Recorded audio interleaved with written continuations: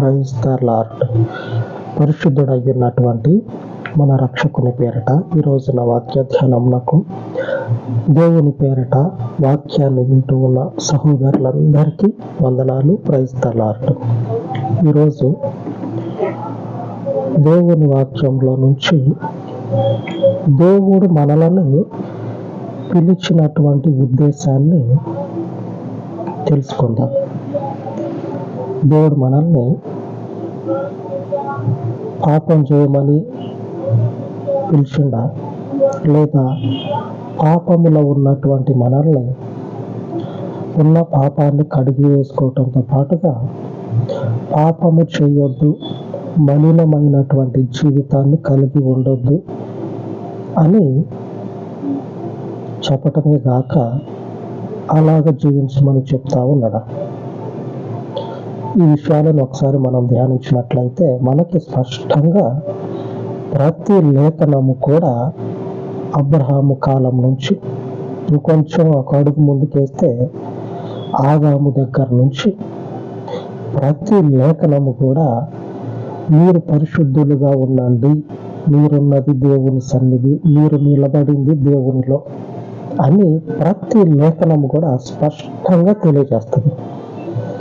ఈరోజు వాక్య ధ్యానం ఏమిటంటే 1 తెస్సలోనిక 4:7 పరిశుద్ధులగుటకే దేవుడు మనలను పిలిచెను కానీ అపవిత్రులుగా ఉండుటకు పిలువలేదు.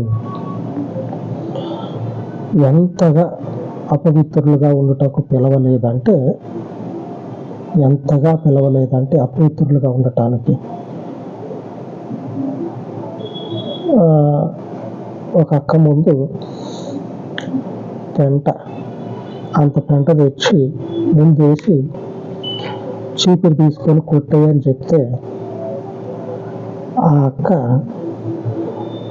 కొంచెం ఉంచి మిగిలిందంతా కొట్టేద్దామని కొట్టేస్తుందా, లేదా మొత్తాన్ని ఇంత దాని ఆనవాళ్ళు కూడా కనపడకుండా కొట్టేస్తుందా చీపురు తీసుకొని? మీరు ఆలోచన చేయండి. ఆలోచన చేసిన ప్రతి ఒక్కళ్ళు చేయనటువంటి వాళ్ళు కూడా ఏమని చెప్తారంటే అసలు దాని ఆనవాళ్ళు ఇంత కాదు కదా, కనీసము ఆ అంతలో అంత కూడా లేకుండా మొత్తం కొట్టేస్తుంది నీళ్లు పోసి అని చెప్తారు. అలాగ దేవుడు ఒకడున్నాడు, వాడిని పెంట కొట్టేసినట్లు కొట్టేస్తామని చెప్పని అంటా ఉన్నాడు. దేవునికి ఎంత కోపం పుట్టించిండో చూడండి. వాడు చేసిన పని ఏంటంటే యేసు ప్రభు నమ్ముకొని పవిత్రంగా ఉండాల్సింది విడిచిపెట్టి అపవిత్రమైనటువంటి పనులు చేయటమే కాకుండా దేవుని ప్రజల్ని చెయ్యి, ఈ పని కూడా చేయి, ఏం కాదు దగ్గర చెయ్యి, ఎవరు చూడలేదు కదా అని దేవుని ప్రజలు ఏం చేసిందంటే పాపపు బాట పట్టించాడు. అందుకని దేవునికి చిర్రు ఎత్తుకొచ్చి ఈ మాట వాడి ఒకడు పెంటను ఊడ్చివేసినట్లుగా వాడి నేను ఊడ్చివేస్తా అని చెప్పని అంటాడు. ఆమేన్.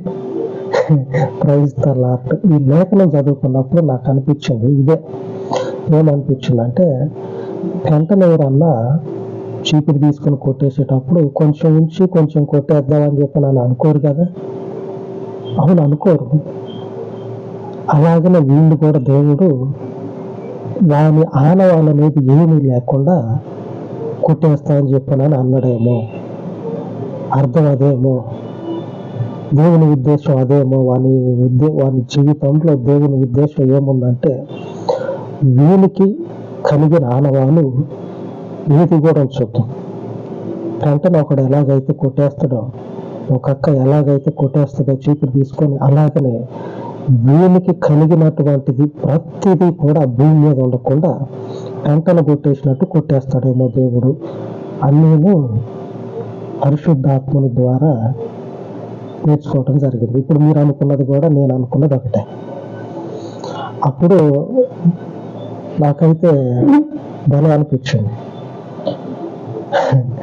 మనకు తెలిసినటువంటి వాళ్ళు పాపం చేస్తే దాక్కోబెడతారు, దాకు వెనక వెనక వెనక దాక్కు అని చెప్పినని దాచిపెడతారు పాపం చేసిన వాళ్ళు. దేవుడు అనకుండా వాళ్ళు తీసి ఇసిరి కొడితే ఆ సీసీటీవీ ఫుటేజ్లో కూడా కనపడతాం. దేవుని చెయ్యే కనపడుతుంది కానీ దేవుని చేతిలో ఉండేవాడు ఎటుబోండే కనపడుతుంది సీసీటీవీ ఫుటేజ్లో. అట్లా ఉంటుంది. మనల్ని దేవుడు పరిశుద్ధంగా ఉండండి మీరు. భూమి మీద కొన్ని వేల జాతులు ఉంటాయి. వేలు ఉన్నాయో మరి కోట్లు ఉన్నాయో తెలియదు కానీ లెక్కకు మించినటువంటి జాతులు ఉన్నారు. ఈ జాతుల్లో లేనటువంటి పవిత్రమైనటువంటి ఒక జీవితము దేవుని ప్రజలమైన మనకు మాత్రమే దేవుడు ఇచ్చిండు, మరెవరికి ఇవ్వాలి. మరి ఈ దేవుని పరిశుద్ధ మార్గాన్ని పవిత్రంగా గైకొనాలి కదా. లేదు నేను అపవిత్రం చేస్తానంటే ఆయన ఊరుకోడు. నేను కాదు, నువ్వు కాదు, దేవుడు ఊరుకోడు. ఇలాగనే దేవుని ప్రజలు దేవునికి విరుద్ధంగా తిరుగుతారు.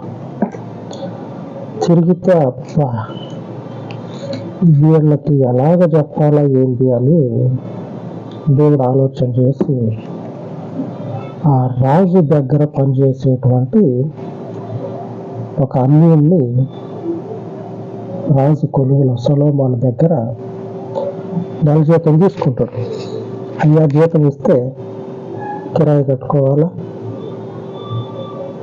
మరి బియ్యం రేట్లు పెరుగుతా ఉన్నాయి, తొందరగా బియ్యం తెచ్చుకోవాలా, కిరాయి, జీతం అని ఇట్లా జీతం అడుక్కునేటోనికి దేవుడు ఏం చేసిందంటే దేవుడు రాజుగా పట్టాభిషేకం చేస్తాడు.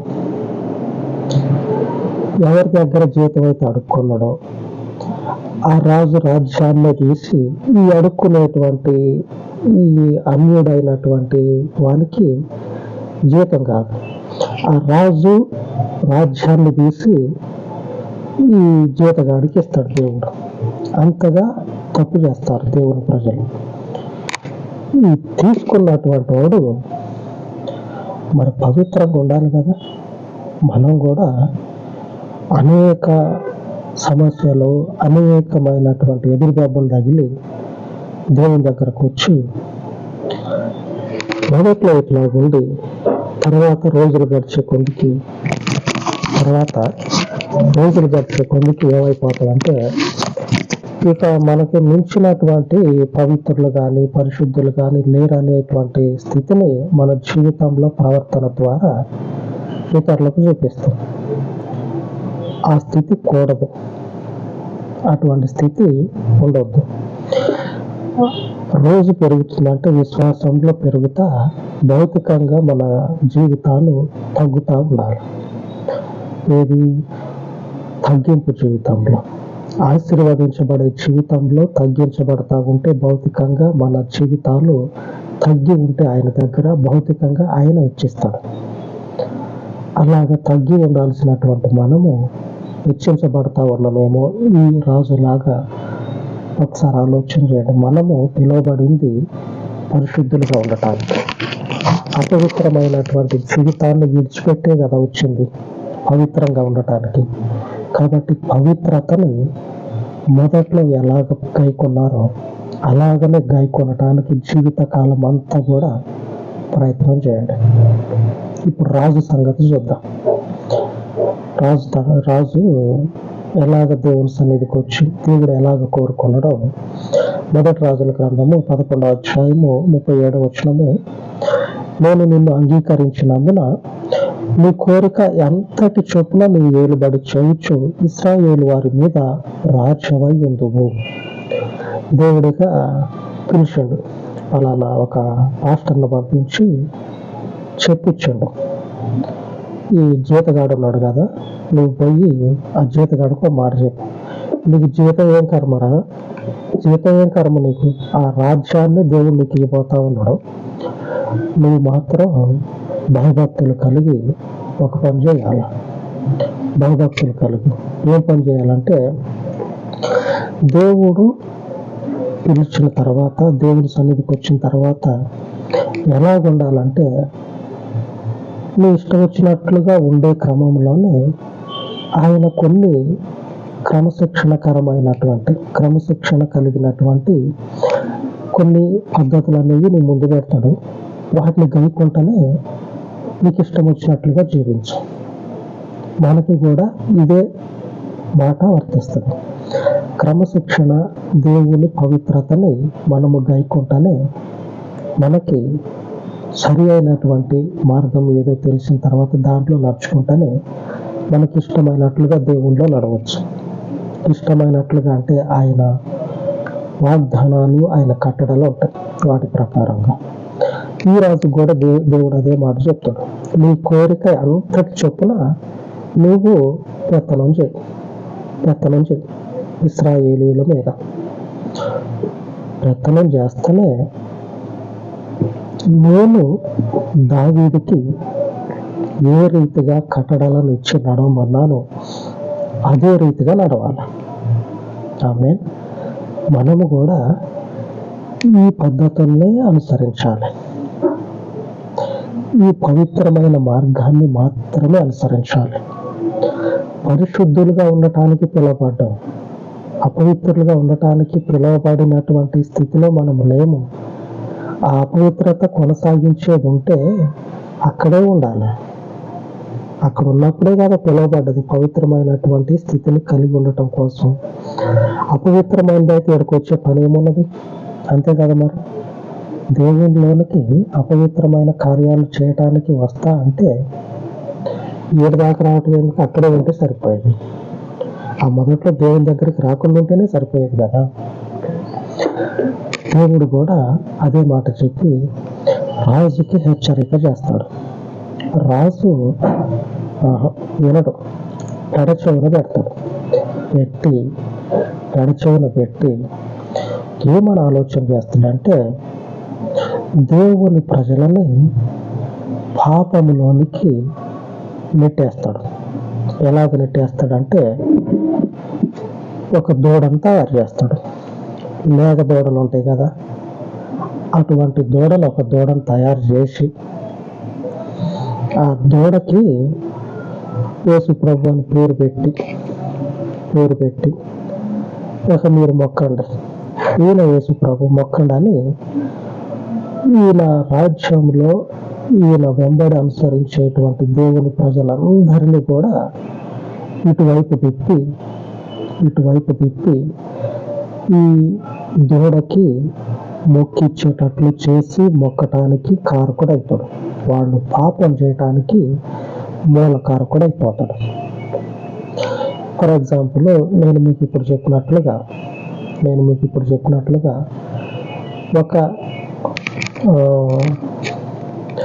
ఏదైనా సరే ఒక విగ్రహము, ఆ విగ్రహాన్ని దేవుని రూపంగా అంటే యేసుక్రీస్తు రూపంగా మనము మలిచి దానికి యేసు ప్రభు అని పేరు రాసిపెట్టి యేసు ప్రభు అని అక్కడ పెడితే పూజించాలా వద్దా? నిష్కారణంగా అంటే కారణం లేకుండానే తోసేయాల. ఆ విగ్రహాన్ని యేసు ప్రభు అని పేరున్న నిష్కారణంగా కారణం ఏమీ లేకుండానే తోసేయాల. ఎందుకంటే పాత నిబంధన మోషే కాలంలో దేవుడు ఏమంటాడంటే, దేవుడు విగ్రహాన్ని ద్వేషించేటువంటి వాడు. ఆయన ఆత్మ. ఆయనను ఆరాధించాలంటే ఉద్యోగంలో ఉండి రాసుకుంటేనే దేవునికి స్తోత్రం, దేవుని ఘనమైన నామము శాశ్వత కాలము స్తుతించబడును గాక, ఇలాగ ఆత్మతో ఆయనని ఆరాధించుకుంటా ఉద్యోగం చేయవచ్చు. ఇది దేవుడు కోరుకున్నది. ఆత్మతోటి సత్యముతోటి ఆయనను ఆరాధించేటువంటి వాళ్ళు నిజమైనటువంటి క్రీస్తు యొక్క ఫాలోయర్స్, అనుచరులు. ఆమె ఈ స్థితిలో మనం ఉండాలి.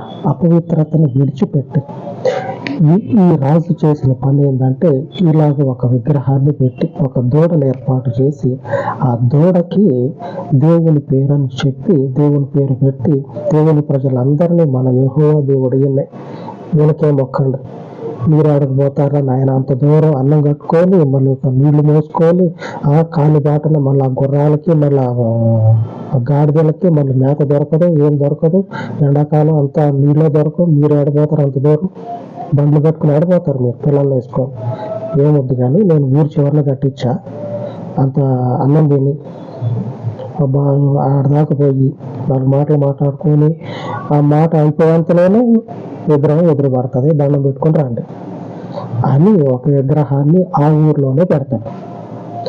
వాడు ఉన్నటువంటి ఆ జనాలు ఉన్నటువంటి దగ్గర వాడు ఉన్నటువంటి ఆ ఊర్లో పెడతాడు. పెట్టి ప్రజలందరినీ పాపంలోనికి నెట్టేస్తాడు. పాపంలోనికి నెట్టేసిన తర్వాత దేవుడు ఏమంటాడంటే, కోపం వచ్చి దేవునికి మొదటి రాజుల గ్రంథము 14వ అధ్యాయము 10వ వచనంలో, కాబట్టి యెరోబాము సంతతి వారి మీదికి నేను కీడు రప్పించుచు ఇశ్రాయేలు వారిలో అల్పులు గాని ఘనులు గాని లేకుండా మగవారిని అందరినీ యెరోబాము వంశము నుండి నిర్మూలము చేసి పెంట అంతయు పోయినట్లుగా ఒకడు అవతలకు దానిని ఊడ్చి వేసినట్లు యెరోబాము సంతతిలో శేషించిన వారిని నేను ఊడ్చివేయుదును. ఆ రాజు పేరు యెరోబాము.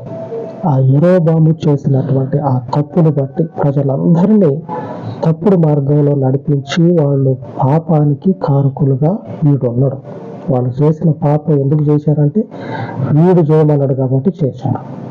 కారకుడు వీడు కాబట్టి దేవుడు ఏమంటా ఉన్నాడంటే, ఈ యెరోబాము సంతానము ఎవరైతే ఉన్నారో శేషించినటువంటి వాళ్ళు అంటే మిగిలిపోయినటువంటి వాళ్ళు ఎవరున్నారో వాళ్ళందరినీ కూడా పెంటను ఎలాగైతే చీపురు తీసుకొని కొట్టేస్తారో ఇంత కూడా లేకుండా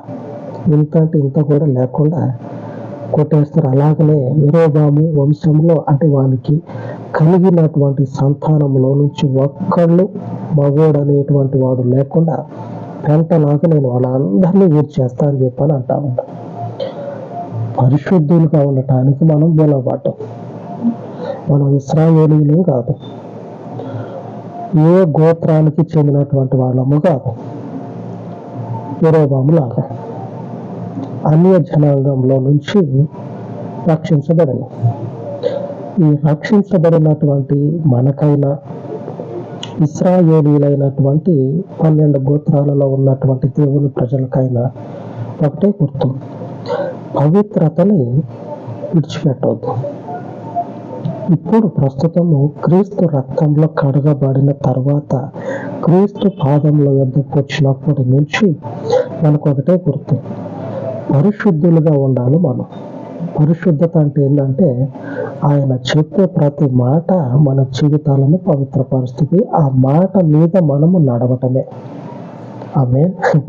ఇంకేదో కాదు, ఆయన మనకు చెప్తా ఉంటాడు. బైబిలే కాదు, బైబిల్ ఒకటే కాదు, ప్రార్థన చేస్తే ప్రార్థనలో ఉన్నప్పుడు తెలిసిపోతుంది. ప్రార్థన చేసిన తర్వాత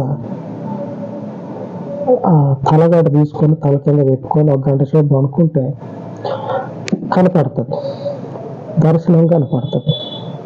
ఇప్పుడేం జరుగుతుంది, మనం రేపేం చేయాలా, దర్శనంలో కనపడుతుంది క్లియర్గా. నేను చెప్పే వాక్యం మీకు ఎంత క్లియర్గా కనపడుతుంది. ఒకసారి సెట్టింగ్లో పోయి 1080 పెట్టుకుంటే స్పష్టంగా కనపడుతుంది కదా. అట్లాగా దేవుని దర్శనం కూడా స్పష్టంగా కనపడుతుంది. ఆమె క్రైస్తవులారు, దేవుని వాక్యము మనల్ని పవిత్రపరుస్తుంది. ఈ పవిత్రపరచబడే జీవితం కోసమే మనము దేవుని సన్నిధికి వచ్చాం. ఆమె ఈ పరిశుద్ధతని దేవునిలో మనం కొనసాగించుకుందాం. ఇలాగ పవిత్రమైన జీవితాల కొరకు దేవునికి ప్రార్థించుకుందాం. పరిశుద్ధుడైన తండ్రి, ఈ ఉదయకాలం నందు మీ పాదముల చెంతన ఆయన పరిశుద్ధులుగా ఉండుటకు పిలువబడినటువంటి అనేకులలో ఒకరము మేము. అనేకులలో ఉన్నటువంటి మమ్ములను, మా హృదయాలను, మా ప్రాణాత్మ దేహములను జ్ఞాపకం చేసుకొనమని నీతి సూర్యుడు అయ్యున్న తండ్రి మీ పాదముల చెంత చేరి మనవి చేసుకొని చూడగా ఏ గడియలో ఏ దినమున కూడా మమ్మలను మరువక నీ కృపను బట్టి సత్యవంతుడు అయ్యున్న నీవు నీ పరిశుద్ధత చేత మమ్మలను అభిషేకించుటకు మమ్మలను దర్శించమని మా ప్రార్థనలు మా యొక్క విజ్ఞాపనలు చెవిన పెట్టి కృప చూపించి పవిత్రమైనటువంటి జీవితమును ఏ రీతిగా మేము తెలుసుకొని నడవాలో నువ్వు మాత్రమే నీ ఆత్మ ద్వారా బయలుపరిచి నేర్పించి అందులో నిల్వ చేయమని ఘనమైన మీ పాదముల చెంత ఈ మనవులను ప్రతిష్ఠించి యేసు నామమున వేడుకొనుచు ఉన్నాను తండ్రి. ఆమేన్, ఆమేన్. దేవుని సర్వోన్నతమైన కృప మనకందరికీ తోడై ఉండును గాక. ఆమేన్, ఆమేన్.